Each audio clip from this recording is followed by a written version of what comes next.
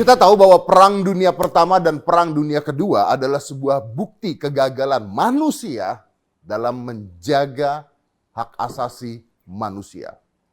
Manusia menjaga hak asasi manusia lainnya. Karena pada saat itu puluhan juta manusia harus kehilangan nyawanya hanya karena sebuah pertikaian, ego berpikir, keserakahan, dan pihak-pihak yang tidak bertanggung jawab. Dan untuk menyelesaikan masalah ini, pada saat itu terbentuklah sesuatu yang disebut dengan misi perdamaian dunia yang dibuat oleh PBB, dan Indonesia masuk satu di dalamnya. Dan hari ini saya akan mengundang beberapa orang-orang yang sangat berjasa dan mewakili TNI dalam peacekeeping operation untuk mendamaikan wilayah-wilayah yang berkonflik. Oke. Ini saya langsung saja karena ini sangat amat menarik karena pengalaman yang ada di sana itu luar biasa. Saya juga pengen tahu kalau di sana sebagai peacekeeping itu ngapain tugasnya. Apakah boleh bawa senjata? Apakah kalau ada konflik yang terjadi mereka harus bertikai atau mendamaikan atau seperti apa?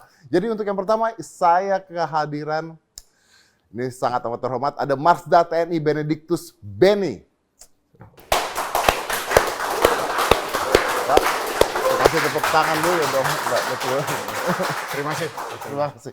Oke, Pak, langsung nih. Ini kan tadi kan kita bicaranya peacekeeping, ya, peacekeeping betul. Pasukan Garuda. Yang pertama, saya mau kenalan dulu. Saya nggak ngerti apa nih, Pak. Betul. Jadi yang pertama, Bapak itu udah tidak bertugas? Sudah. Saya baru saja melaksanakan serah terima jabatan dari Komandan PMPB pada tanggal 15 Mei 2023. Oke, baru serah terima jabatan. Serah terima ke pejabat baru. Pejabat baru. Oke, nah pertanyaannya kalau baru serah terima ke pejabat yang baru, sebenarnya pengalaman di sana tuh menyenangkan tidak, Pak? Untuk TNI itu menyenangkan dan menantang. Menyenangkan dan menantang. Oke, ini ya buat karena teman-teman yang nonton pasti nggak tahu juga nih, Pak ya. Jadi pada saat itu tugasnya di Pusat Misi Pemeliharaan Perdamaian TNI di Sentul, di Bogor, Pak. Oke. Pusat Misi Pemeliharaan Perdamaian TNI. Apa tugasnya, Pak? Tugas dari PMPP TNI itu ada dua, Pak. Yang pertama, kita menyiapkan personil untuk menjadi Satgas luar negeri, dalam hal ini kontingen Garuda, ya, yang kita kirimkan ke daerah misi. Kemudian yang kedua, PMPP juga melaksanakan kerjasama internasional dalam rangka capacity building terkait dengan operasi pemeliharaan perdamaian dunia, Pak. Oke, berarti kan orang-orang tertentu yang khusus yang bisa dikirimkan untuk misi perdamaian. Betul. Berarti ada syarat-syaratnya nih? Ada, Pak. Tidak semua anggota TNI masuk ke sana? Tidak. Terpilih? Nanti terpilih, ada persyaratan beberapa hal yang akan kita tes pada saat fase seleksi. Berdasarkan apa, Pak? Misalnya contohnya lebih sabar gitu. Jadi ada secara umum untuk seleksi pasukan, itu ada beberapa tes. Yang pertama kesehatan umum, fisik, ya, kemudian kesehatan jiwa, mental pasti, betul, kemudian kemampuan berbahasa asing dalam hal ini bahasa Inggris, sudah harus, betul. Kemudian keterampilan mengemudi. Oh, mengemudi juga? Mengemudi juga, karena nanti di sana mereka akan mendapat tugas mengemudi di daerah yang kadang-kadang jauh berbeda dengan situasinya di wilayah Indonesia. Oke. Kemudian ada tes mengoperasikan komputer. Oke. Kemudian sebagai bagian dari melihat apakah mereka fit atau tidak, itu dengan tes kesemapatan jasmani. Kalau seperti kemampuan negosiasi dan sebagainya gitu. Itu nanti akan diberikan pada saat pre-deployment training, Pak. Oh. Atau latihan pratugas. Latihan pratugas. Ya. Kalau berarti tes kesabaran juga harus ada kan, Pak? Nanti akan kelihatan pada saat kesehatan jiwa, hasil kesehatan jiwa. Oh, kalau dia orangnya lebih penyabar, lebih apa, bisa mengayomi. Ada gitu parameternya, Pak. Ada jadi nanti kami melaksanakan seleksi, tapi tim seleksi itu kan dari berbagai unsur. Ya, ada dari Pusat Kesehatan TNI, ada dari Pusat Bahasa Kementerian Pertahanan, itu menjadi satu tim untuk seleksi. Dan ketika mereka nanti masuk ke sana, ditugaskan di mana aja nih? Ini kan misi PBB 2023 ya, Pak ya? Betul. Pada saat ini misi yang aktif yang kita terlibat ada beberapa misi. Yang pertama adalah di Lebanon, itu UNIFIL. Di Lebanon kita memiliki 850 orang dalam batalion mekanik. 850 personil, satu batalion mekanik. Kemudian di Lebanon kita memiliki satu kapal perang, satu KRI, itu Maritime Task Force atau Satgas Maritim, itu sekitar 120 orang. Kemudian kita memiliki satuan polisi militer di sana, 40 orang. Kita memiliki headquarter support unit atau pelayanan markas besarnya UNIFIL di Lebanon, 125 orang. Ini di Libanon, Pak. Khusus di Lebanon. Di Lebanon. Dan kita hanya ke Libanon? Tidak. Enggak? Kita ada lagi yang misi terbesar kedua kita ada di MONUSCO di Kongo. Oke. Di sana kita memiliki satu batalion gerak cepat 850 orang. Kemudian satu kompis ini 175 orang. Nah, Pak, ini maksud saya gini, Pak. Berarti ada berapa negara sekarang, Pak? Untuk misi yang bentuknya kontingen ada 3 negara. Tadi UNIFIL yang paling besar. Kemudian MONUSCO di Kongo. Kemudian satu lagi, satu kompis ini 215 orang ada di Afrika Tengah atau di Central Afrika. Oke. Di luar itu kita juga masih memiliki individual peacekeeper atau pasukan yang bersifat perorangan, itu military observer dan military Oh, staff. berarti banyak dong, Pak, yang Ada. dikirim ya, Pak? Total 1 tahun itu 2.500. 2.500 Ya, betul. TNI. 2.500-an sekian. Gitu. Oke, Bapak sendiri pernah ke daerah tersebut? Kebetulan saya tidak, kalau ke daerahnya pernah, tapi saya tidak pernah bertugas menjadi peacekeeper. Tapi peacekeeper saya ya. sudah mengunjungi. Tapi kan berarti Anda daerah-daerah, sudah sudah. mengunjungi daerah. Yang Ya, betul. paling, menurut Bapak, yang paling berbahaya pada saat itu, Pada saat ini dilihat dari daerah, kemudian konflik yang terjadi, dan juga bentuk pasukan kita, yang paling menantang itu adalah di Kongo. di Kongo. Di Kongo. Ya, di Kongo. Dan tentara kita nggak boleh milih kemana ya, Pak ya? Tidak, sudah ditentukan oleh markas besar batalion ini sebagai main body yang akan menjadi batalion gerak cepat di Kongo. Itu Bapak yang menentukan? Oh bukan. Oh bukan. Dari Mabes TNI nanti akan meminta kepada Mabes Angkatan Darat untuk menyiapkan 2 batalion dan 2 kompis seni untuk setiap tahun yang akan ditugaskan Saya ke paham, daerah Bapak misi. yang mempersiapkan. Betul, tugas mereka saya semua mempersiapkan untuk mereka. bisa Ya, pergi betul. ke sana dan Betul. tahu Betul. daerahnya segala. Ya, Oke. betul. Jadi kalau saya nanya, jadi Bapak sudah pernah ke sana dan menjadi komandan PMPP TNI. Nah, ini kan sebenarnya tujuannya juga apa nih, Pak? Maksudnya ini apakah tentara kita setelah pulang dari sana lebih terlatih, Pak? Jadi ada ini, Pak Dedi, ada 2 dimensi yang ada pada militer yang kita siapkan untuk menjadi pasukan perdamaian. Mereka direkrut sebagai tentara profesional. Jadi yang saya latih itu sebenarnya tentara profesional sudah. Sudah tentara profesional. Oke. Kemudian yang kita siapkan adalah mereka menjadi pasukan perdamaian. Karena ada beberapa perbedaan antara prajurit profesional yang melaksanakan tugas sehari-hari dengan apa yang harus ditugaskan di daerah misi untuk mencegah konflik, menurunkan ketegangan, itu ilmunya sedikit berbeda. Betul, itu dia masalahnya. yang saya mau tahu kan ketika tentara diajarinya pasti menggunakan senjata, Betul, konflik, ya koersif iya. begitu ya. Jadi relatif lebih agresif kalau tentara profesional itu begitu. Betul. Bertemu musuh harus menembak dan sebagainya. Betul. Tetapi sementara di tugas di sana tugas Suruh kita ngedamain, adalah Pak. mencegah eskalasi konflik meningkat. Kemudian yang tugas paling penting yang dibebankan kepada pasukan perdamaian adalah protection of civilian. Iya. Melindungi warga sipil dari dampak konflik yang terjadi di Oke. daerah misi. Gitu. Berarti yang harus ditingkatkan apa nih dari TNI kita? Sebetulnya kita tinggal mengadop semua yang sudah ditetapkan PBB. Itu ada semua, ada material-material yang ataupun rule of engagement yang sudah ditetapkan dan itu kita latihkan pada saat pre-deployment training. Sehingga mereka mentalnya, cara pandangnya di switch, bagaimana mereka beroperasi berdasarkan aturan-aturan yang sudah ditetapkan oleh PBB. Dan ini berlaku untuk semua negara penyumbang pasukan. Oke, Jadi baik. kita tinggal mengikuti apa yang digariskan oleh PBB. Oke, baik. Ya. Pak, ini kita juga tersambung secara daring dengan mantan Komandan PMPP 2018 Maijen TNI Purnawirawan Victor Hasimatupang. Selamat siang. Selamat malam. Oh, selamat malam. Selamat malam Mas Dedi, selamat Wah, malam Pak Beni. Bapak ada di mana nih, Pak? Kami ada di Washington DC untuk menghadiri wisuda putra kami yang pertama dari University of Maryland. Oh, berarti Ya, lagi liburan juga dong, Pak ya? ya, sort of gitulah, mix. Sekarang jam berapa Pak di sana, Pak? Jam berapa nih, Pak?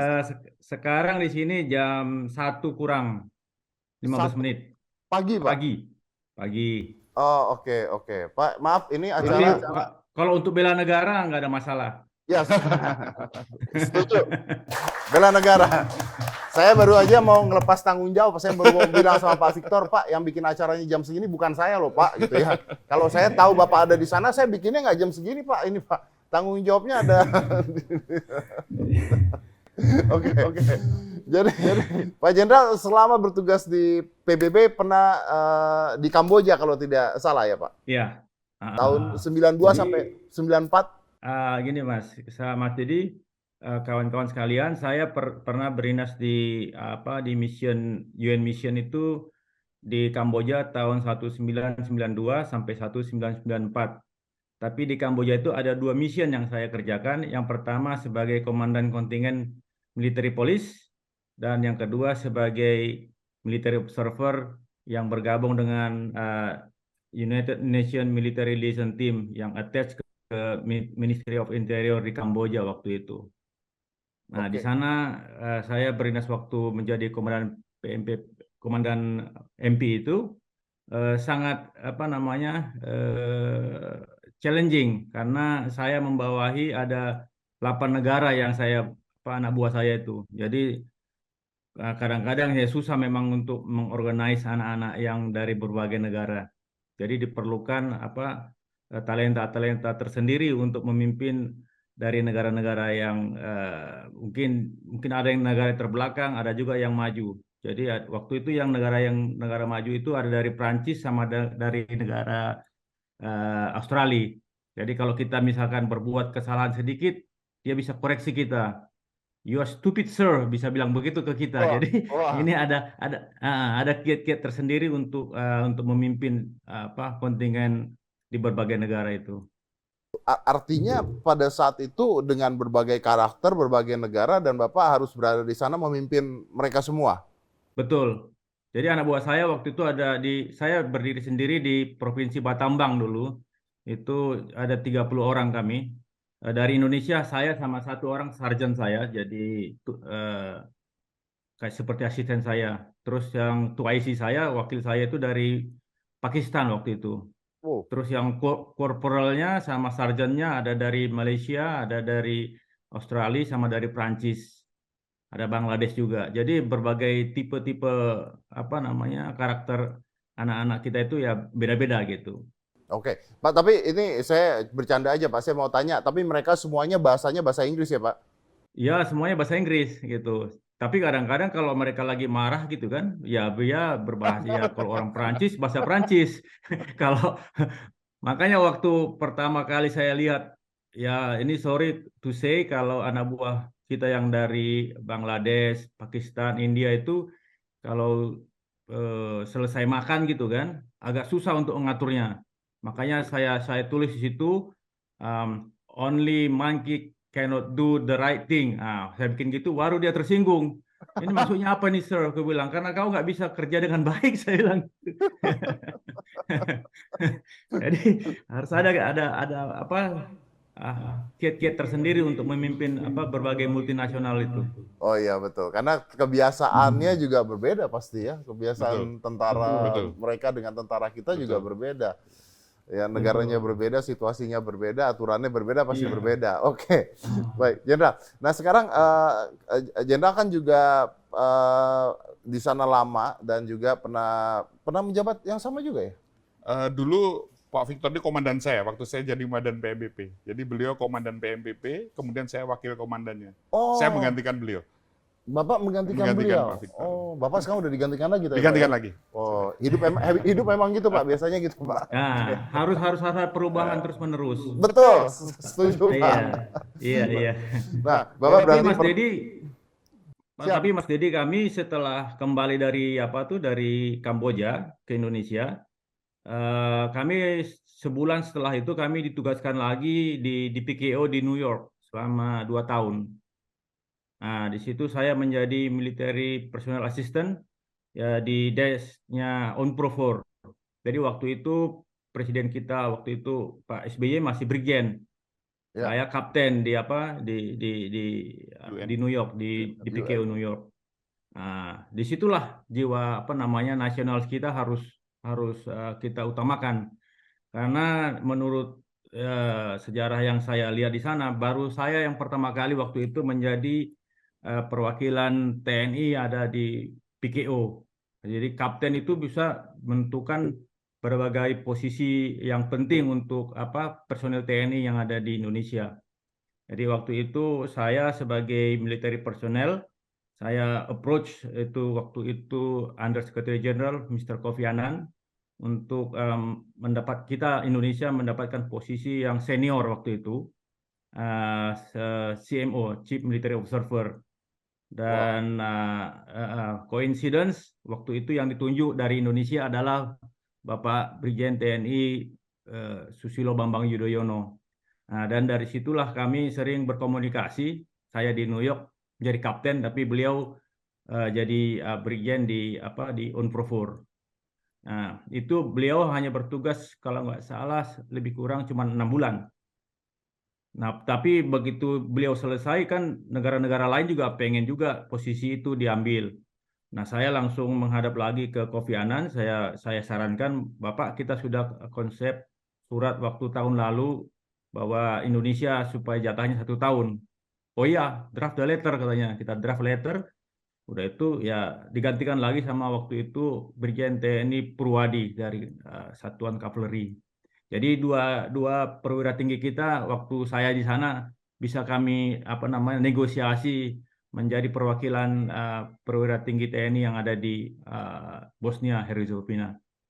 Saya kira itu harus ada apa national pride-nya di seluruh dadanya pasukan kita yang ada dimanapun. betul sekali. Itu luar biasa, Pak. Itu luar biasa. Dan itu Mhm. sebuah kebanggaan berarti, Pak ya. Sebuah Betul, kebanggaan. betul. Sebuah Kalau kebanggaan. sebuah kebanggaan. Kalau bicaranya, Bapak kan sekarang sudah punawirawan nih, Pak ya. Jadi kalau saya tanya sebenarnya kebanggaan terbesar Bapak selama menjadi tentara nih apa, Pak? Kebanggaan terbesar adalah menyelesaikan tugas dengan baik dan sempurna sampai kita dapat purnawirawan TNI. Jadi tidak Wah. semua tentara itu menjadi purnawirawan. Kadang-kadang bisa stop di tengah jalan. Ini Bapak nyindir siapa, Pak? Maksudnya, Pak? Nindir yang sudah ini, ada yang juga tentara yang sudah dipecat gitu kan? Nah, ada tentara yang sudah dipecat, banyak kan? Ada adik saya yang kolonel, yang kapten itu ada juga yang berhenti karena berbuat yang tidak betul gitu.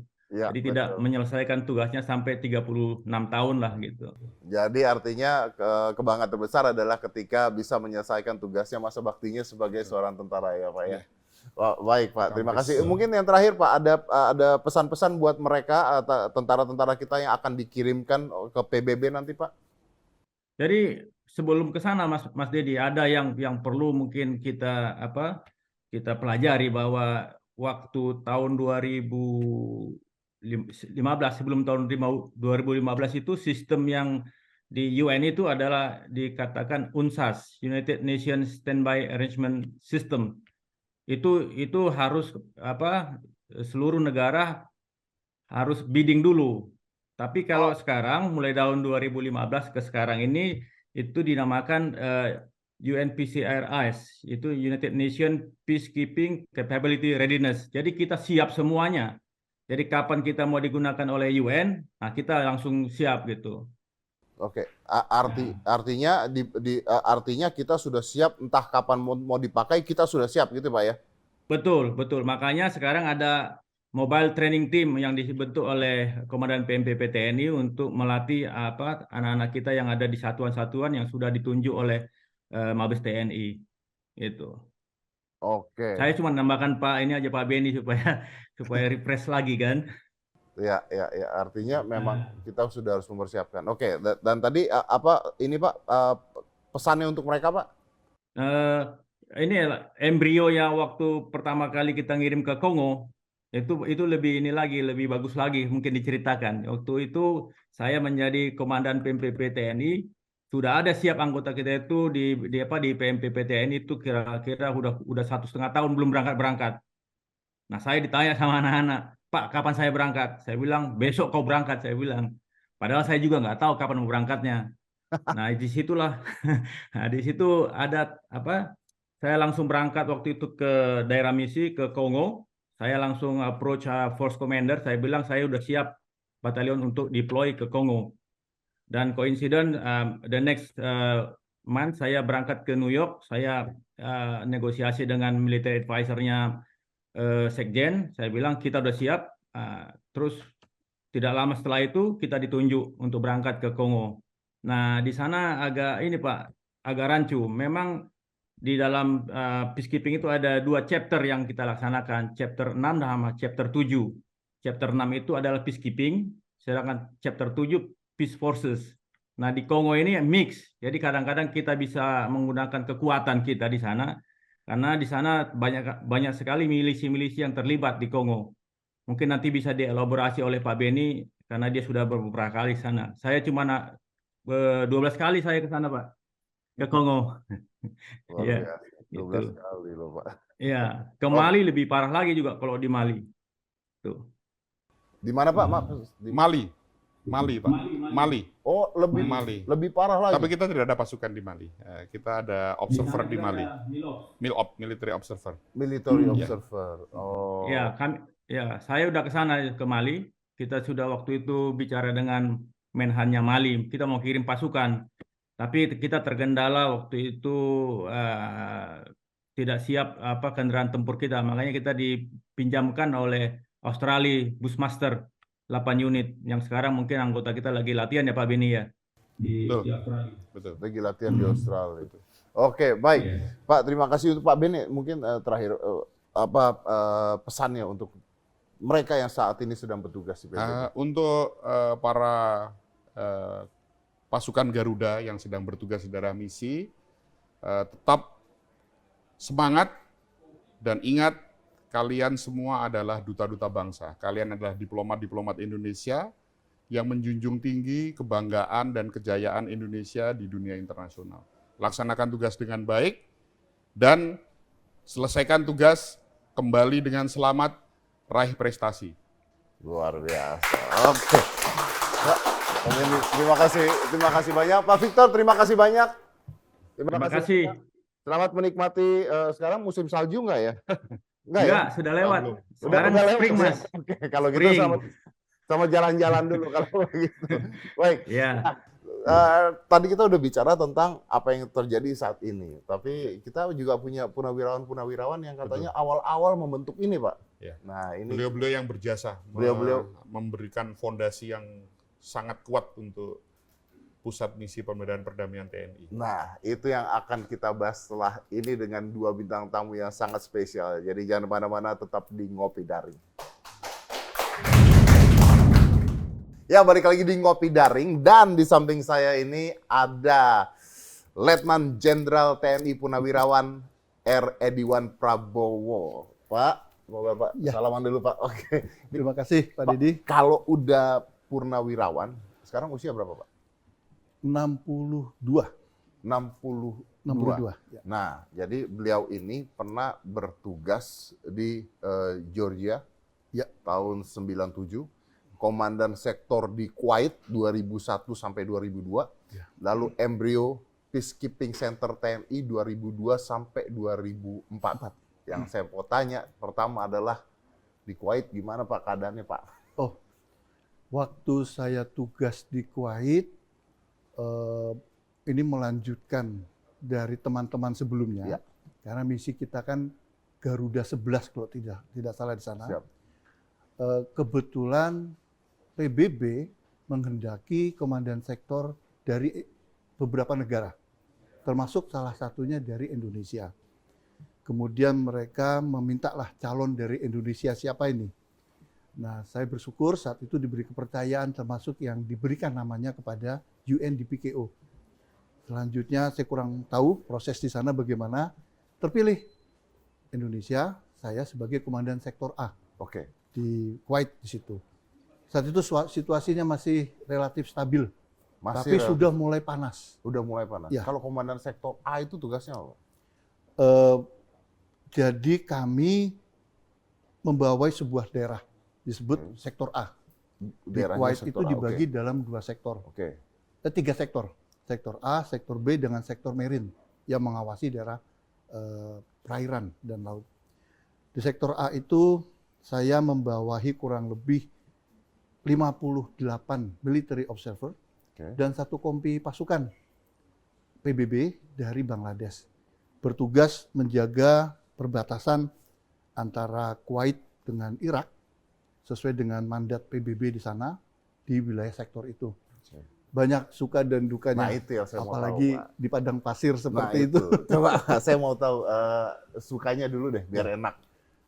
Sukanya pertama bagi saya khususnya, ternyata banyak pembelajaran, banyak pengalaman bekerja sama dengan para perwira menengah. Ada 22 negara yang bertugas di sana. Dan tiap perwira menengah dari negara lain itu punya karakter masing-masing. Iya, pasti. Bagaimana military style-nya dan sebagainya. Itu sangat baik. Kita berkolaborasi dalam sebuah tugas, mission, yaitu peacekeeping. Dan juga yang saya merasa bangga sebagai komandan sektor, membawahi mereka. Ya, ya. Dan bersyukurlah kepemimpinan saya termasuk yang agak diterima oleh Oke. mereka. Karena memang agak kadang-kadang sensitif ya, Ya. kalau kita tidak hati-hati membawa antar negara itu. Termasuk hubungan dengan markas besar PBB yang ada di sana, ada Force Commander di sana juga baik kita selama itu. Itu sukanya. Itu sukanya. Jadi happy. Oke, ini sukanya sederhana nih jawabnya. Kayaknya dukanya ada nih, Pak. Wow. Nah, Kalau dukanya yang menarik ada 2 mungkin. oke. Ternyata hidup di padang pasir itu susah. Oh, kita kan nggak terbiasa ya, Pak. Betul. Iya, benar. Saya mengalami sampai suhu hampir 50 derajat. 50 derajat. Ya, di sana. Sorry, Jenderal, kalau 50 derajat di padang pasir, apakah pakaiannya sama? Tetap kita menggunakan identitas UN, uniform. Uniform? Ya, itu wajib. Berarti Apalagi- seperti PDL? Betul, PDL sehari-hari. Yang khusus dibuat untuk padang pasir? Em, Tidak dong? kami pakai pakaian PDL Indonesia. Tapi saya kok merasa cocok ya di sana. Oke. Jadi tidak begitu terlalu masalah. Karena patroli, kalau military observer, saya sebagai sektor commander, kebetulan banyak menggunakan mobil. Oh, iya, iya, Nah, iya. di mobilnya kan agak adem. Ada AC-nya. Tapi kalau sudah kita harus turun, memeriksa sebuah insiden, ada kejadian, nah itu yang mungkin cukup. Kalau siang terik bolong ya, cukup. Ya, karena nggak terbiasa ya. Betul. Nah, kalau bicara kejadian-kejadiannya, ada kejadian juga. Waktu saya kebetulan eskalasi sedang meningkat. Oke. Saat itu Amerika dengan koalisinya mulai banyak melakukan gangguan, terutama kepada negara di Irak. Pelanggaran banyak terjadi, jadi hampir tiap hari kami melaporkan. Memang tugas kami hanya melihat, melaporkan pelanggaran yang terjadi. Kemudian juga yang sebaliknya dari pasukan Irak pun juga sering kali mengganggu Kuwait ini, mungkin karena kecil ya. Nah, inilah yang mungkin menjadikan cukup konflik di situ. Dan setelah saya selesai, kemudian setahun kemudian kan Amerika masuk ke dalam menyerang Irak. Oke. Dan kalau misalnya peacekeeping, Jenderal dari sana tujuannya adalah peacekeeping gitu kan, Ya. mendamaikan kan untuk menciptakan kedamaian lah di sana ya. Tapi pasukan bersenjata dong, tetap semuanya lengkap. Betul. Kalau military observer atau pengamat militer tidak, karena memang dia tidak boleh tampil yang bersifat mengancam. Jadi pakaiannya gimana? Pakaian biasa, military uniform dengan identitas UN, dan kita memang bertujuan selaku pengamat untuk meyakinkan tidak ada pelanggaran perbatasan. Tapi kan jalan ke jalanan. Jalan, ya. Oke. Saya Ini tanya. menarik nih. Ini menarik nih. Ini menarik nih. Oke, kan jalan ke jalanan dong. Ya. Tidak bersenjata. Tidak, kalau pengamat militernya tidak. Baju anti peluru, rompi. Menggunakan, itu wajib. Itu yang saya mau tahu. Termasuk helmnya. Jadi walaupun nggak bersenjata, tapi rompi anti peluru Betul. Harus. Dan itu ditemani oleh pasukan bersenjata. Apabila dipandang perlu, kita patroli di sebuah daerah yang kita menilai berdasar tiap hari kami di briefing. Oh, berarti sudah ada Situasi intelnya intelijen. dulu bahwa Betul. apa yang akan di sini seperti apa. Kalau dianggap aman, maka Kita tidak perlu. tidak perlu. Ya, tapi kalau perlu kita didampingi sama pasukan dari Bangladesh tadi, Dari Bangladesh mengawal tadi. Oke. ini. Ini kan misi perdamaian, Jenderal, misi perdamaian. Tapi ketika ada di sana, apakah ada was-was juga? Was-was saya kira sangat tinggi, mungkin hampir sama dengan di misi-misi area lainnya. Tapi yang menonjol di UNICOM, nama misi ini,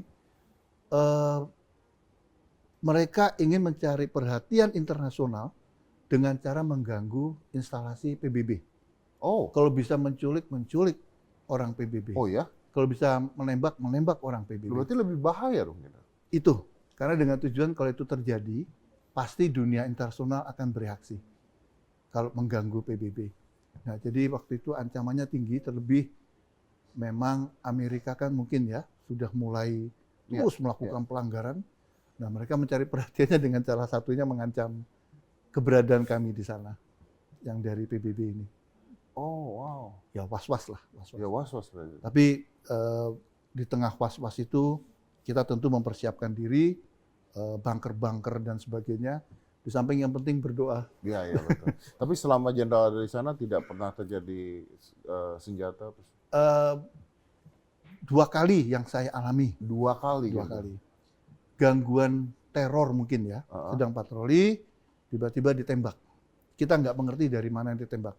Apanya ditembak? Mobil, kendaraan? Kendaraannya. Dengan Tapi tidak dikenakan dengan senjata ringan ya. senjata ringan? Tapi tujuannya mengganggu. Ya, tapi kan itu sudah teror. Ya? Betul. Oke, itu yang pertama tuh. Ya. Yang kedua? Jenderal? Yang kedua dicegat oleh mereka, kemudian melakukan ya intimidasi lah di situ dengan cara keras. Kan pernah mendengar ada yang sempat disandera ya, Ya. di sana. Kebetulan bukan dari Indonesia. Nah itu ya ingin cara-cara mereka seperti itu. Kebetulan ini kelebihannya personal Indonesia ini. Mungkin karena kita biasa Ya, bergaul dengan Kita biasa masyarakat. bergaul dengan masyarakat, ormas banyak Betul. di sini. Ya. Ya, betul. Jadi kami dari Indonesia ada 6 orang di sana dan punya hubungan baik dengan lokal. Saya juga selalu membina, terbiasa ya mungkin ya, hubungan baik dengan pimpinan lokal, baik yang resmi maupun tidak resmi dari kedua belah pihak. Oke. Nah begitu mereka tahu saya, apalagi mungkin juga Indonesia, langsung menjadi cair. Muslim, apalagi Muslim. Oh iya, Nah, karena itu jadi seperti saudara. Betul. Saya sangat bersyukur ancaman langsung cair dan berakhir dengan aman. Berakhir dengan aman. Tapi ketika dalam keadaan seperti itu berarti ada pasukan yang bawa senjata juga ya. Semuanya ada dong, lengkap ya. Mereka bawa. Sehari-hari mereka bawa. Tapi ada demilitarized zone. Nah, di situ mereka tidak boleh masuk membawa senjata. Oh, maksudnya dari tentara Oh, kita? PBB-nya. PBB-nya. Saya tidak dikawal waktu itu. Oh, ini jenderal sendirian? Kami kalau patroli minimal bertiga. Bertiga? Iya. Oh, bertiga ini dicegatnya? Iya. Wah, luar biasa. Ya, itu memang suka dan duka di sana. Artinya, Jenderal, ketika seseorang ditugaskan sebagai peacekeeping dan kita ada pasukan Garuda juga ke sana, artinya anything can be happens ya. Walaupun tugas dan tujuannya adalah untuk menjaga keamanan dan perdamaian, tapi apapun kemungkinan bisa terjadi. Bisa terjadi dan kita harus siap. Ya. Artinya pelatihannya bukan hanya pelatihan tentara juga kan. Tadi saya bicara juga dengan Pak Benny, mentalnya harus kuat, terus negosiasi harus kuat. Ya. Seperti tadi Bapak mengatakan bahwa silaturahmi dengan orang-orang yang ada di sana. Keunggulan yang harus kita pegang di sana. Iya, artinya harus ditambahi dengan pendidikan yang berbeda juga dong. Ya. Ya. Bekal yang berbeda. Bekal berbeda. Saya kira ancaman yang terbesar adalah pada teman-teman yang peacekeeping force ini, yang berupa pasukan. Seperti tadi Pak Benny cerita ada pasukan kita di mana-mana, karena mereka bersenjata sehingga otomatis mereka juga beresiko menghadapi ancaman bersenjata. Tadi itu di Kuwait kan, Jenderal. Oke. Tapi saya juga tahu bahwa Jenderal di situ tertulisnya sebagai embrio peacekeeping TNI 2002-2004. Saya nggak ngerti nih. Apa nih embrio nih? Embrio itu berarti kan awal dari segalanya dong. Betul. Gimana kita tuh? Ya, jadi sekembali di Kuwait, mungkin sebagai informasi saya flashback sedikit ya. Ya. Salah satu mungkin pertimbangan sehingga saya terpilih menjadi komandan sektor, ada kandidat 5 negara saat itu. Oke. Karena sekembali saya dari misi PBB di Georgia, Ya, Abkhazia, awal Georgia dulu, baru ke Kuwait ya. ya. Oke. Nah, di tengah-tengah itu saya ada yang dipanggil untuk sekolah peacekeeping oleh PBB. Oke. Pertama di Thailand untuk mempelajari standar pendidikan sebagai military observer ataupun peacekeeping force di standar PBB, semacam kurikulumnya lah gitu. Kemudian dipanggil lagi ke Turin, Italia untuk mengikuti training for the trainers pada waktu itu sebagai military observer dan mempelajari human right, masalah human right. Nah, mungkin basic karena sudah ada ini sehingga itu salah satu hal yang dipilihlah menjadi komandan sektor. Pada saat kembali tahun 2002 saya kembali. Kemudian diawali dengan Adhan Afrika saat itu, almarhum sudah beliau, Kolonel Subekti. Beliau memberi laporan, ada laporan tertulis kepada Mabes TNI, bahwa khusus misi-misi PBB di negara Afrika itu memerlukan pasukan. Berbagai macam pasukan, ada yang pasukan infanteri, ada yang pasukan mobile infanteri, ada pasukan zeni dan sebagainya. Nah, surat ini direspon oleh Markas Besar TNI. Dan mulai terfikirlah bagaimana kita mulai menyiapkan pasukan peacekeeping Indonesia maupun military observer secara lebih baik, sehingga penugasan di luar itu bisa juga lebih baik. Nah, saat itulah kami dipanggil bersama teman-teman, ada Pak Sarwono, Pak Imam Edi, dan sebagainya, diberi tugas untuk menyiapkan dan menyarankan apa yang bisa kita siapkan ke sana. Oke. Nah, sejak itulah di bawah staf operasi Mabes TNI dibentuklah sebuah badan sendiri. Jadi baru tuh ya? Baru saat itu. Baru saat itu. Tadinya belum ada? Belum ada. Oke. Yang disebut Peacekeeping Center TNI. Oke. Disitulah kami mencoba mendesain bagaimana kita kalau menyiapkan pasukan ke luar negeri, mulai dari nol sampai dengan siap diberangkatkan, sampai pengawasan di sana, pendidikannya juga bagaimana tadi yang disampaikan, Ya, betul. termasuk untuk military observer. Dan bersyukur rupanya respon bagus. Pertama kita memberangkatkan, kami saat itu, Kombes Zeni ke Kongo saat itu. Dan bagaimana mengawali koordinasi ke PBB, UNDPKO. Ada Pak William di sana, membantu menyiapkan itu semua. Dan sejak itu dipandang perlu memang, Peacekeeping Center TNI ini lebih dibesarkan sesuai dengan kebutuhan kalau memang penyiapan pasukan. Sehingga akhirnya didirikanlah PMPP TNI. Ya. Jadi bicara tentang berdirinya PMPP TNI, ini sejarah yang menurut saya luar biasa, Pak. Sekembali dari misi di Irak, Kuwait, Unicom, kemudian saya memonitor Indonesia mulai banyak diminta oleh PBB mengkontribusikan pasukannya dan juga military observernya. Dan sepertinya itu diolah oleh Markas Besar TNI, dan Markas Besar TNI berpikirlah untuk lebih serius menyiapkan pasukan Indonesia baik perorangan maupun dalam bentuk pasukan untuk tugas-tugas PBB. Nah, terkait dengan itu saya dipanggil. Oke. Kemudian juga dengan beberapa teman yang kala itu mungkin dianggap punya pengalaman tentang masalah PBB, khususnya pasukan PBB. Dan kebetulan saya pernah belajarlah tentang masalah bagaimana menyiapkan pasukan, bagaimana menyiapkan military observer dalam kursus-kursus PBB yang diselenggarakan. Nah, di situ kemudian kami diminta untuk mulai menyiapkan sebuah konsep bagaimana nih cara kita agar bisa lebih serius menyiapkan pasukan maupun perorangan yang tugas di PBB. Nah, disinilah kami menyarankan dibentuknya Peacekeeping Center TNI. Oke. Rupanya Peacekeeping Center TNI ini mendapat sambutan positif dari PBB. Karena mereka jadi punya kontak di Indonesia yang lebih khusus menangani masalah peacekeeping. Dan sudah siap. Betul. Nah, jadi rupanya berfungsi menjadi kayak kontaknya dari UNDPKO di situ. Nah, di Peacekeeping Center inilah kita mulai menyiapkan kurikulumnya, bagaimana mempersiapkan untuk sarana prasarananya sesuai semua dengan persyaratan standar di PBB. Dari seluruh permintaan pasukan, pimpinan TNI saat itu memutuskan untuk menyiapkan pasukan ZENI. Pasukan ZENI, ZENI, oke. ZENI tempur untuk di Kongo pada saat itu. Nah, ini merupakan awal dari kami menyiapkan segala sesuatunya. Saat itu kami mulai bermimpi, berangan-angan lah bagaimana Indonesia memiliki sebuah pusat misi pemeliharaan perdamaian. Di situ yang lebih lengkap, ada sarana fasilitas untuk pendidikannya, ada tempat area trainingnya dan sebagainya. Dan kita mengawali dari pendidikan atau penyiapan untuk Kompi ZENI itu. Alhamdulillah, Kompi ZENI dianggap memenuhi syarat setelah dilakukan inspeksi dan berangkat tugas di Kongo.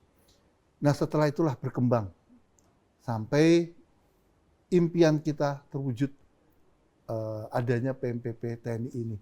Sampai Ini saat luar ini. biasa sampai sekarang. Sampai saat ini. Jadi Dan awalnya berarti awalnya yang diambil itu dari tentara-tentara kita biasa dikirimkan ke sana tanpa pengalaman khusus ya, Pak? Sebelumnya terakhir kan pengiriman pasukan di Kamboja. Iya. Ya. Nah, itu tahun 2092 ya, Ya. 92-93, setelah itu kosong. Oke. Dan itulah pada tahun 2002 banyak lagi permintaan kepada Indonesia untuk pengiriman pasukan. Dan pastinya pasukan-pasukan yang dikirimkan harus memiliki kelebihan-kelebihan yang berbeda. Betul, Nah, oleh karena itulah akhirnya terbentuk itu. terbentuk. Di samping memiliki standar yang diinginkan oleh PBB. Dengan Ya. standar yang diinginkan oleh PBB. PBB. Dan kita sudah siap dengan pasukan-pasukan tersebut kapanpun mau digunakan. Ya. Wah, luar biasa. Oke. Artinya pasukan-pasukan tersebut dilatih, dididik di PMPP TNI tadi seperti katanya Pak Beni. Pak Beni dan Pak Victor bahwa mereka disiapkan dan sudah siap ketika dibutuhkan gitu. Ya. Jadi artinya sebelum misinya ada pun mereka sudah disiapkan. Betul. Itu sebagai salah satu wujud statement dari Indonesia sebagai salah satu negara kontribusi pasukan perdamaian. Kita siap apabila dibutuhkan sewaktu-waktu. Kalau boleh tahu, Jenderal, dengan jumlah berapa pasukan? Kalau untuk yang pasukan ZENI, Ya, di PMPP-nya sendiri. Yang kita siapkan. saya ingat, kebetulan saya tidak terlibat langsung Ya. di situ, ada semacam standby force, itu dalam bentuk pasukan infanteri mechanized. Ya. Satu batalion. Satu batalion. Itu kekuatannya sekitar 500 personil. Sekitar 500 Ya. personil. Oke, dan itu yang kita siapkan. Siapkan. Itu pada saat itu. Pada saat itu. Pada saat itu. Mungkin sekarang sudah Sekarang berkembang sudah- pasukan lain. Sudah banyak pasukan Ya. lain. Oke. Tapi kita bersyukur sejak itu dan kebijakan nasional juga mendukung saat itu sehingga kita bisa mewujudkan adanya PMPP Sampai sampai saat sekarang. ini. Semoga Ya. terus Terus ada, harus ada. terus ada. Ya. Oke, Pak, kalau gitu untuk teman-teman nanti yang akan ke sana nih misalnya gitu ya. Ini pasti tadi udah disampaikan ya, ada banyak hal masukan-masukan juga. Dan mungkin Bapak ada masukan atau saran Bapak untuk kemajuan PMPP TNI, Pak, di masa yang akan datang nih, Pak. Ya, saya mungkin veteran perdamaian. Veteran Terakhir tugas perdamaian, Pak. Betul. Menarik nih, Veteran perdamaian, ada. ya. Terakhir bertugas tahun 2002 itu. Jadi sudah berapa tahun itu? Mas? 2000, 2. maaf saya potong, Jenderal. 2002 tuh sudah ada GPS belum? Belum. Maksud ulangi? GPS sudah. Oh, sudah. Sudah. GPS PBB melengkapi kita dengan dengan GPS semua. GPS. Ya. Tapi handphone video call belum ada dong. Handphone sudah. Ini ada cerita luar biasa. Ah. Teknologi handphone memang masih baru di situ. Saya bersyukur ada handphone dari Indonesia. Oke. Pagi-pagi pada saat saya patroli, tiba-tiba bunyi handphone saya. Ternyata anak saya telepon Wah. di Indonesia. Dari Indonesia. Pak, Mama nggak ngasih uang jajan saya mau berangkat sekolah. Saya merenung. Inilah teknologi di tengah padang pasir, ditelepon untuk urusan uang saku. Teman-teman mendengar semua tertawa di situ. Tapi kan Sudah menarik, Pak. Yang harus didamaikan bukan hanya negara-negara tersebut, tapi rumah tangga juga karena uang saku. Betul. Masalah anak, masalah keluarga tetap Lebih penting. ada. Ya, penting itu juga sangat penting. Ya, oke. Oke. Ya. Jadi tadi terkait dengan pertanyaan tadi, besar harapan terhadap Indonesia karena memang dengan berkesempatan tugas di saat PBB misalnya, baik dalam bentuk perorangan, military observer, atau sebagai staff, ataupun sebagai pasukan perdamaian di sana, ini memberikan banyak wawasan, pembelajaran, pengalaman. Tidak saja bagaimana bekerja sama dengan teman-teman militer dari negara lain, tapi juga mengenal karakteristik dan daerah di situ. Sehingga saya kira banyak yang bisa dikembangkan menjadi sebuah doktrin ataupun taktik bertempur di Indonesia, ataupun sewaktu-waktu mungkin kita memang ditugaskan ke luar negeri. Ya. Itu saya kira teruslah mudah-mudahan PBB tidak mengkaji ya apa yang didapat dari daerah A, daerah B, negara C dan jadi bisa seterusnya. studi banding, jadi bisa dapat pengalaman yang banyak, Betul. dapat pembelajaran yang baru, Ya. gitu, Jenderal. Jenderal, it's an honor to know you. Thank you for serving the country, Jenderal. Terima kasih. kasih. banyak, Jenderal. Terima kasih banyak, Jenderal. Luar biasa. Saya menarik sekali dari pembicaraannya tadi ya, karena walaupun bagaimanapun ketika lagi ada di padang pasir, tapi yang ditelepon adalah karena anaknya tidak dikasih uang jajan. Itu penting, karena yang didamaikan semuanya harus damai, Jenderal. Baik, Jenderal, saya akan break dulu, setelah ini kita akan kembali lagi. Jadi jangan kemana-mana, tetap di Ngopi Daring.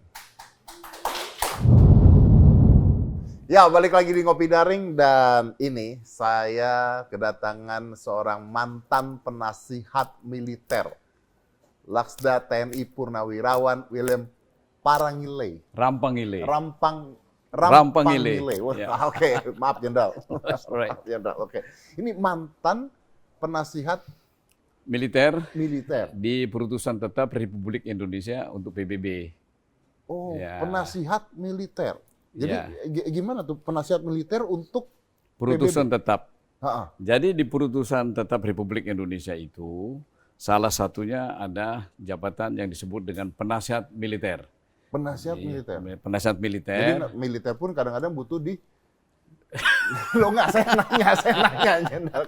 Kan jabatan. Ya, Ya. memberikan masukan lah. Jadi Masukan, oke. memang tugas dari Penmil itu adalah to advocate ya Oke. the interest dari TNI Oke. dalam bidang peacekeeping operation khususnya Oke. ya. Khususnya ada tambahan lain-lainnya juga tentunya. Jadi itu. Jadi tetap saya di sana, bos saya adalah wakil tetap. Jadi bos dari PTRI itu adalah wakil tetap dan juga ke Mabes TNI. Oke. Ya, Oke. jadi tanggung jawab saya kepada Watap dan kepada Panglima TNI. Oke. Ya. Itu Termasuk secara tidak langsung kepada Kapolri. kok bisa? Ya, jadi begini, Nah, ini menarik. pada saat saya ditempatkan di New York sebagai penasihat militer, saya adalah penasihat militer yang kelima yang ada di situ. Di sana belum ada penasihat polisi. Police advisor nggak ada Ya. di situ. Sehingga urusan-urusan police advisor itu saya kerjakan. Dan saya laporkan ke pusat, dalam hal ini ke BAIS, nanti dari BAIS kepada Polri. Nah, saya adalah penasihat militer yang kelima, Mas Didi. Jadi, saya meneruskan keberhasilan dari pendahulu saya. Ya, jadi waktu saya di sana itu ada 18 misi perdamaian PBB. Satunya ada di Indonesia, yaitu bukan di Indonesia, di Timor Leste, salah ngomong. Oke, ya. Satu Dulu di masih Indonesia. Dulu masih Dulu Indonesia. masih Indonesia. Waktu saya di sana kan sudah berdiri sendiri. Oke. Jadi satu di Timor Leste, yang 17 sebagian besar itu ada di Afrika. Sebetulnya kalau kita bicara sejarah, bahwa PBB ini sudah mendeploy, sudah menggelar 72 misi perdamaian. Sekarang sisa tinggal 12. Nah, hebatnya Indonesia itu sudah terlibat dari awal, Pak, dari yang pertama itu. Dari awal. Dari awal di deploy di Timur Tengah untuk untuk melaksanakan peacekeeping antara Israel dan Arab. Ini dari awal tahun berapa nih? Sebetulnya cikal bakalnya peacekeeping itu dimulai tahun 1946. Oke. Ya, 46 itu sudah dibicarakan tentang perlunya masyarakat internasional untuk memiliki peacekeeping. Ya. Tapi realisasinya baru tahun 1957. Oke. Ya, dulu sebutannya UNEF, United Nations Emergency Force. Oke. Ya, jadi itu kita sudah mengirimkan MILOPS di situ. Jadi kiprah Indonesia di dalam peacekeeping itu sudah tidak asing lagi, Mas Dedi. Jadi hampir di semua peacekeeping kita selalu mengirimkan, baik sebagai military observer maupun sebagai peacekeeping force. Dan Jenderal terlibat di Saya di penasihat militer. saat pengiriman yang keberapa tuh, Jenderal? Oh, saya tidak terlibat di situ. Jadi saya belum pernah menjadi peacekeeping force, belum pernah menjadi MILOPS, belum pernah ikut di dalam peacekeeping mission. Oke. Tetapi waktu itu saya ditunjuk sebagai military advisor. Oke. Nah, saya menangani urusan-urusan tentang peacekeeping force Indonesia. Jadi seperti itu. Nah, Indonesia, waktu saya di sana merasakan bahwa Indonesia itu sangat-sangat dihargai. Jadi reputasinya itu terkenal, nama baik kita di sana. Buktinya apa? Nah, Kalau kita ngomong kita baik kan nggak bisa, Ya, harus ada harus indikatornya ada. dong. Kalau kita ngomong sendiri nggak diterima. Nah, indikatornya adalah permintaan, Pak. Jadi permintaan yang luar biasa untuk peacekeeping force dari Indonesia. Nah, waktu itu untuk polisi pernah terjadi dari UN menanyakan, Pak Bilem, ini polisi sudah lama tidak pernah mendeploy. Dia gelar itu petanya, jadi abu-abu, tidak ada Indonesia di situ. Lalu saya memutuskan, udah, saya harus melapor kepada Kapolri langsung. Nah, situasi lain yang perlu saya ceritakan, Pak, waktu saya menjabat Penmil itu, yang pertama saya lihat itu di UN itu ada yang namanya The Surge in Peacekeeping Force. Artinya kebutuhan peacekeeping force meningkat. Sedangkan troop contributing countries-nya terbatas. Dulu yang merajai selalu situ Bangladesh, Ya, Nepal, Pakistan, India, Indonesia keluar dari 10 besar. Nah, itu yang saya hadapi. Lalu yang kedua yang saya hadapi di dalam saya menjalankan tugas, bahwa di Indonesia itu belum didirikan peacekeeping center yang sekarang PMPP itu. Sekarang PMPP itu. PMPP. Pada saat itu belum ada ya? Belum ada. Sehingga waktu itu kan bagaimana kita berkoordinasi di dalam struktur organisasi TNI pun tidak ada untuk peacekeeping, yang menangani peacekeeping. Boleh saya katakan kita juga tidak siap nggak pada saat itu? Tidak siap. Tidak siap. Tidak siap memang. Ya, jadi padahal kebutuhan peacekeeping kan meningkat. Ya. Kita belum ada peacekeeping, termasuk Polri. Kalau Polri sekarang kan sudah punya dia untuk peacekeeping centernya begitu. Waktu itu belum ada. Sehingga saya kesulitan itu. Yang berikutnya lagi, saya sebagai Penmil sendirian, Pak. Jadi saya harus hadir, ya, sidang-sidang di PBB, saya harus bikin laporan, saya sekaligus sebagai manager office yang bikin laporan keuangan segala macam. So very very occupied gitu So ya. this is basically including the political things-nya juga tuh. Ya, kalau kita bicara peacekeeping is very multi-dimensional, is very multidimensional, complex. including Kita kalau nggak politics-nya bisa juga, bicara ya. soal militer, tapi di situ juga ada unsur politik, Ya, ada pasti. unsur kemanusiaan, sosial dan lain sebagainya. So that's why we call that peacekeeping is very multidimensional. Ya. Jadi begitu. Jadi situasinya seperti itu. Lalu dihadapkan pada situasi itu, bagaimana saya untuk membangun kemampuan the capability and the capacity of our peacekeeping force. Saya berinisiatif datang ke UN. Datang ke UN. Ya, ke UNDPKO. Oke. UNDPKO. Nah, kebetulan yang menguntungkan saat itu saya terpilih sebagai the Dean of the Military and Police Advisor Community, atau komunitas penasihat militer, penasihat polisi yang ada di PB. Oke. Jadi I was elected at the time, ada 3 calon.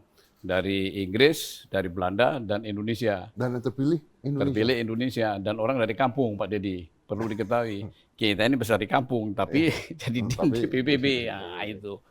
Nah, di sana, dengan privilege itu, saya manfaatkan. Saya datang ke UNDPKO, saya bilang, saya perlu ada training. Wah, enggak bisa Pak Willem. Kalau you mau training harus tahun depan. Nah, di sini pentingnya untuk lobby, ya, membangun jaring kerja dan lain sebagainya. Akhirnya disetujui. Jadi semua PBB yang bayar. Didatangkanlah mobile training team untuk judulnya Train of Trainers for the Peacekeepers. Nah, yang ikut siapa? Prajurit dari TNI dan Polri. Nah, unfortunately atau fortunately, setelah mereka dididik, tidak tahu ditampung di mana.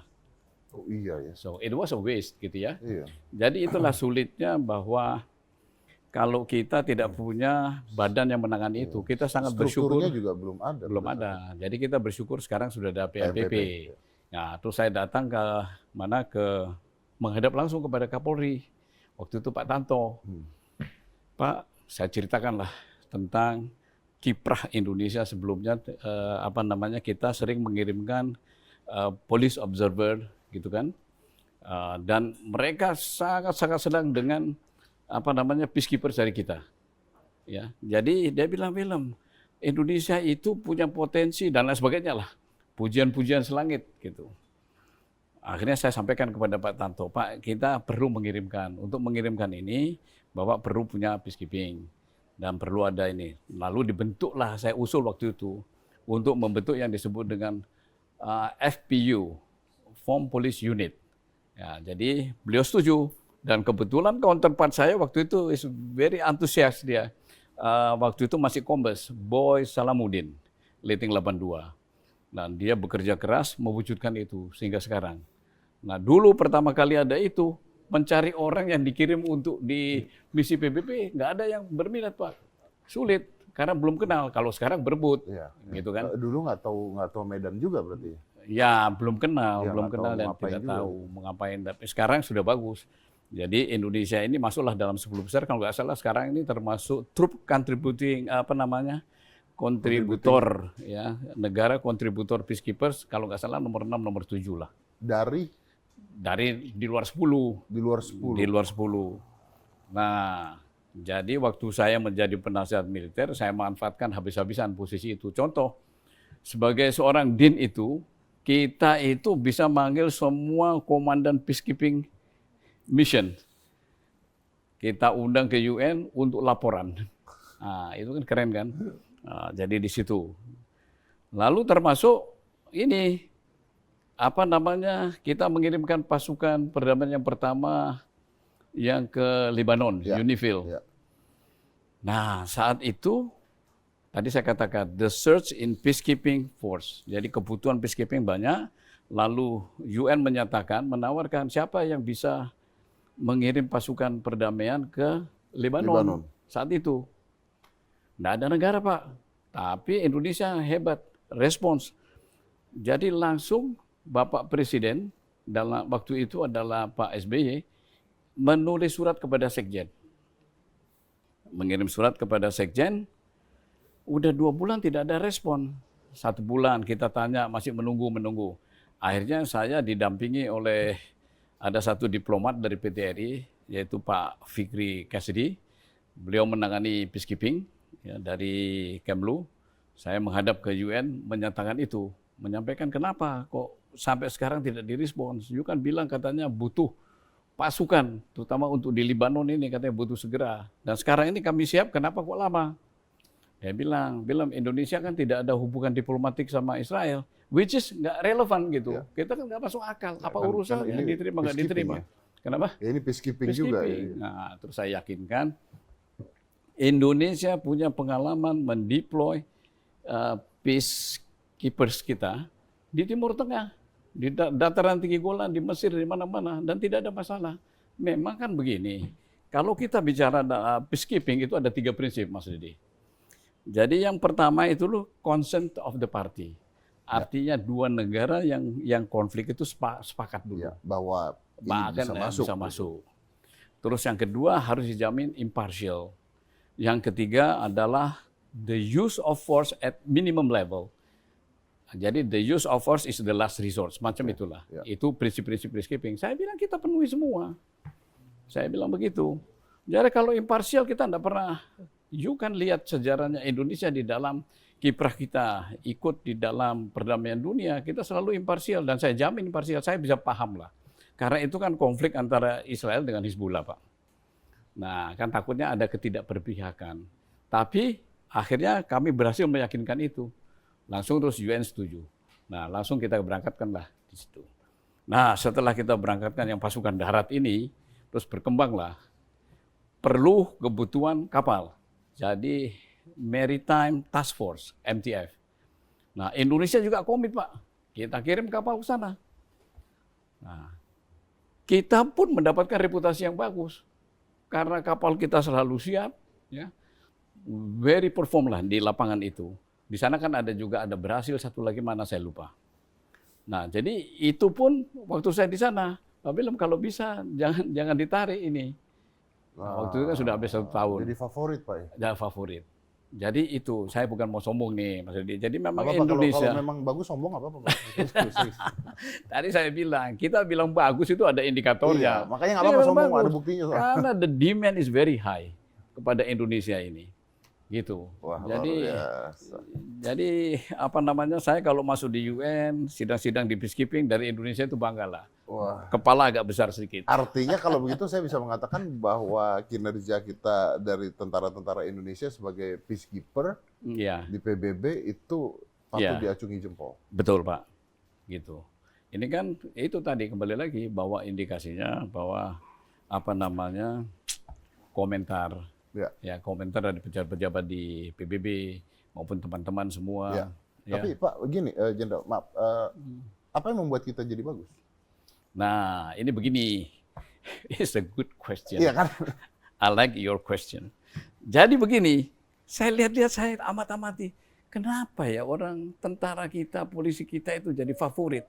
Nah, ternyata kita itu punya program di dalam kan. Dulu itu ya ABRI masuk desa, sekarang jadi TNI masuk desa.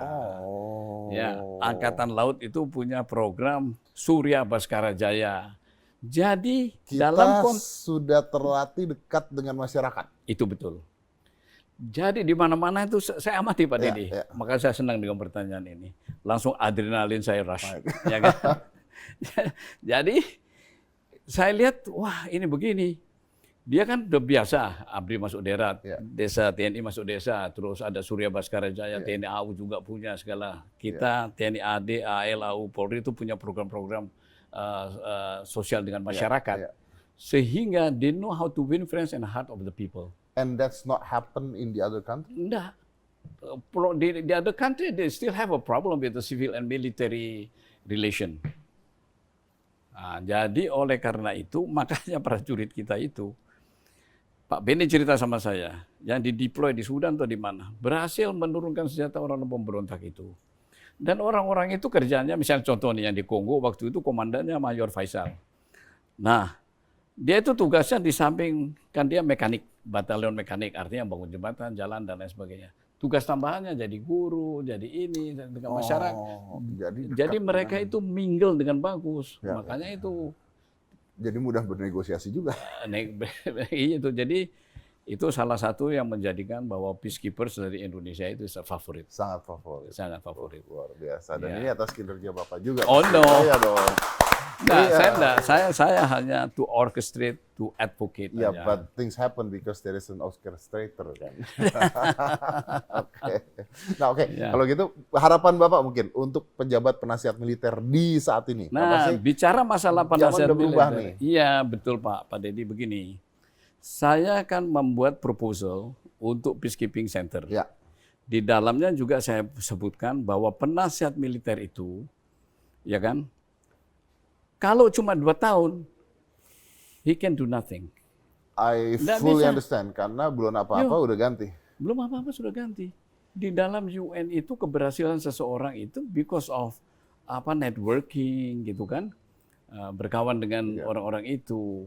Network bagaimana bisa dibentuk? Belum temenan udah pergi. Udah pergi. Nah, Artinya begini, orang ditempatkan di situ is a new job description. Lo untuk menguasai itu paling tidak butuh waktu 6 bulan. Sorry, Bapak waktu itu berapa tahun, Pak? Nah, saya ini memang penasihat militer paling lama, Pak Dedi. Jadi saya malu juga begitu you tanya begitu. Biasanya kan 2 tahun. Nah, saya ini 4 tahun. Oh. Gara-gara saya terpilih sebagai din itu. Nah, saya jadi din saya tidak mau sebetulnya, Pak Dedi. Saya bilang waktu itu WhatsApp-nya Pak Reslan, lalu koordinator politiknya yang sekarang Dubes Chile kalau nggak salah, sekarang beliau yaitu Pak Muhammad Ansor. Dia bilang, saya lapor Pak, saya diikutkan dalam nomini untuk din. Tapi saya tidak sanggup, Pak. Kenapa? Dia bilang, ini kan untuk bangsa dan negara. Betul untuk bangsa dan negara. Kalau saya ambil dengan saya bekerja sendiri, saya tidak akan perform bagus. Justru akan bikin malu negara, saya bilang. Maunya Pak Willem bagaimana? Ya kalau Bapak memang mendukung saya menjadi din, saya minta 1 orang bantu saya. Nah, akhirnya beliau setuju. Dikasihlah yang namanya Pak Fikri Kesidi itu. Lalu dia bantu saya angkat menjadi Deputy Penmil, Deputy Military Advisor. In the community, saya introduce dia sebagai deputy. Nah, saya introduce dia sebagai deputy. Dia satu-satunya orang sipil di antara semua tentara, ya kan? Nah, ini ada yang lucu nih, Pak Dedi. Begitu kita masuk, yang dikira tentaranya dia, saya dikira sekretarisnya. Karena penampilannya dia kan rambutnya gitu kan. Penampilannya, badannya apa semua, malah dia yang dikira tentara. Nah, dia bantu saya. Terus saya merekrut juga 1 sekretaris yang kebetulan juga istrinya diplomat, yaitu Pak Bona Tahitu. Ya, itu istrinya membantu saya sebagai sekretaris. Nah, terus istri-istri dari diplomat itu membantu saya kalau ada reception. So this is the cheapest way lah. Ya, akhirnya saya menjalankan itu sehingga saya diperpanjang penempatannya. Itu pun saya harus minta pulang, Pak. Kalau sebagai tentara ini kan tidak boleh lama-lama di luar negeri. Kan begitu. Bisa kehilangan momen di dalam negerinya kan. Akhirnya saya minta pulang, saya pulang 2007. Betul. Jadi itu cerita. Dan pengalaman Bapak itu yang justru mengatakan bahwa sebenarnya ketika seseorang tadi... Oh iya, belum ini yang tadinya saya bilang belum selesai. Makanya harus jadi, lebih dari 2 tahun. tahun. Nah, gitu kan? caranya bagaimana? Saya usul nih, Pak. Saya salah juga, waktu itu saya usul karena nggak ada istilah deputi, saya sebutkan asisten deputi. Sampai sekarang istilahnya asisten deputi. Maunya saya, yang namanya deputi penmil ini, setelah 2 tahun, dia jadi penmil. 2 tahun. Jadi 4 tahun kan. Dia pasti menguasai medan.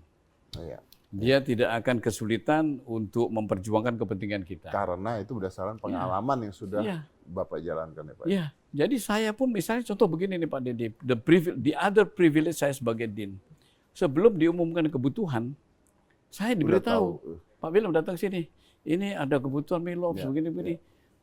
Waktu itu saya mendapatkan kesulitan karena memang kesiapan dan ketersediaan personil.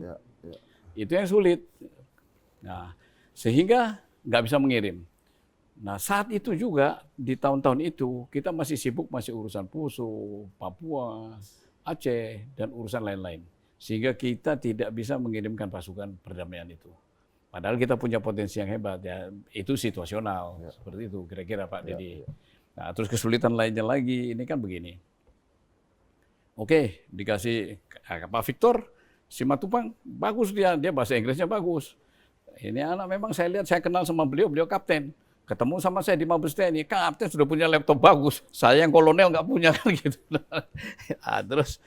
Nah itu ceritanya. Artinya apa? Bahwa kita tidak siap dengan personil kalau soal substansi sudah tidak diragukan. Nah begitu dihadapkan kepada kemampuan bahasa Inggris ini menjadi kendala. Kalau you ditempatkan sebagai staff di UNDPKO itu kan mesti harus bahasa Inggris tidak menjadi profesiensi bahasa Inggrisnya harus bagus. Ya, karena harus berbaur, harus berbaur dan lain sebagainya. Ya begitu. Dan itu. That is my pengalaman. Oh, gitu. Baik, luar biasa. Ya, tapi memang ya artinya ini menarik sekali karena kalau bahasa Inggris tetap menjadi biar gimana pun harus ya Pak ya. Dan itu kayaknya bukan hanya di situ saja, tapi sekarang di zaman sekarang kayaknya udah bahasa internasional sudah harus bisa. Kalau enggak gimana kita mau dealing dengan kalau kita lihat-lihat sekarang tren kita tuntutan. Tidak cukup hanya menguasai 1 bahasa asing. at least 2 sekarang. Betul, Pak. Betul Tuntutannya sekali. sudah seperti Betul, itu. Betul. Walaupun tuntutannya banyak, tapi sekarang belajar bahasa Inggris kan tidak seperti zaman saya, Betul. Pak. Sekarang pakai ChatGPT pun Anda bisa belajar Iya, bahasa. benar sekali, Pak. Ya. Oke. Pendidikan 1 tahun bisa jadi 3 Bisa. tahun. Iya, Iya. betul. Langsung cepet tuh, Pak. Ya, Ya. tinggal kemauannya aja. Tinggal mau apa tidak. Iya. Oke. Baik, terima kasih. Nah, saya ada tayangan video. Ini adalah tayangan video dari Komandan PM PP TNI saat ini, Laksamana Pertama TNI Retiono Kunto, yang saat ini tidak di Indonesia ya, sedang berada di Lebanon. Oke, jadi ini adalah tayangan videonya. Baik, terima kasih atas kesempatan yang diberikan yang baik ini. Jadi kalau bicara tentang rekrutmen untuk pasukan perdamaian TNI, itu berasal dari 3 angkatan. 3 angkatan, yaitu dari TNI Angkatan Darat, dari TNI Angkatan Laut, dan TNI Angkatan Udara. Untuk syarat untuk bisa direkrut, yang pertama adalah sudah mengalami masa penugasan minimal 3 tahun. Masa penugasan. Kemudian memiliki kondit yang baik, ya. Kemudian sehat jasmani maupun rohani, kemudian memiliki kompetensi yang dibutuhkan sebagai pasukan perdamaian, kompetensi khusus yang diharapkan, dan juga diusulkan dari masing-masing angkatan, kemudian nanti diproses sampai dengan Mabes TNI dan rekrutannya. Memang kita ketahui bahwa pasukan perdamaian ini ada 2 macam kelompok penugasan, yang bersifat perorangan maupun kelompok. Dari tugasnya itu, perorangan berarti dipersiapkan untuk mampu melaksanakan tugas sendiri sesuai dengan mandat yang diemban di setiap tempat penugasan atau misi, baik itu sebagai military observer maupun sebagai staff officer yang ada, di mana dengan tugasan individu ini maka dipersiapkan secara khusus sesuai dengan bidang tugasnya masing-masing. Kemudian yang kedua adalah tugas secara kelompok dalam susunan organisasi tugas, satgas-satgas yang ada, seperti satgas di darat dalam susunan baik itu regu, peleton maupun kompi sampai dengan batalion, atau di tingkat baik itu satuan infanteri mekanis maupun susunan tugas dalam zemi.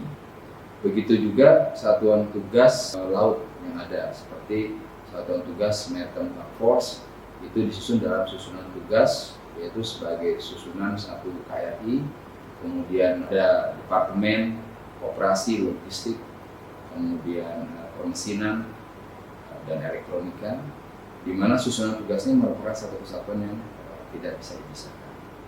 Misi PBB yang sekarang berlangsung ada di beberapa tempat, ya.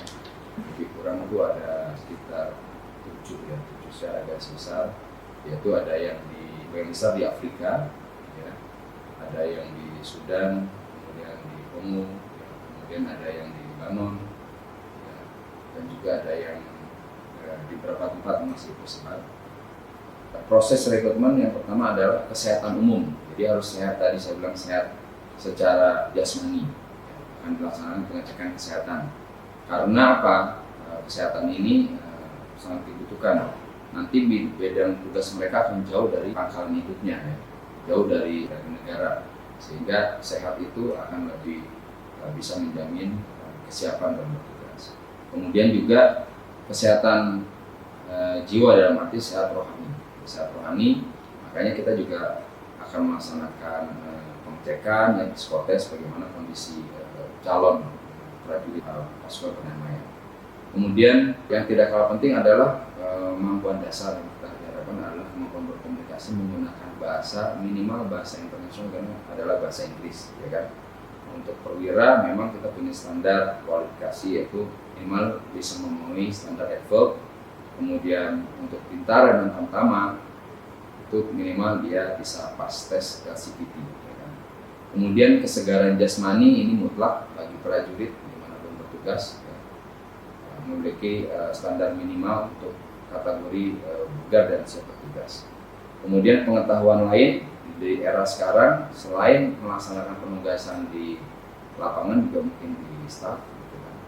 Tetap dibutuhkan skill memiliki dasar kemampuan komputer dan juga teknologi informasi seperti internet, dan juga kemampuan mengemudi, ya. Sebagian besar mengemudi ini kita melihat adalah mampu melaksanakan mengendarai kendaraan, ya kalau di Indonesia kan setir kanan.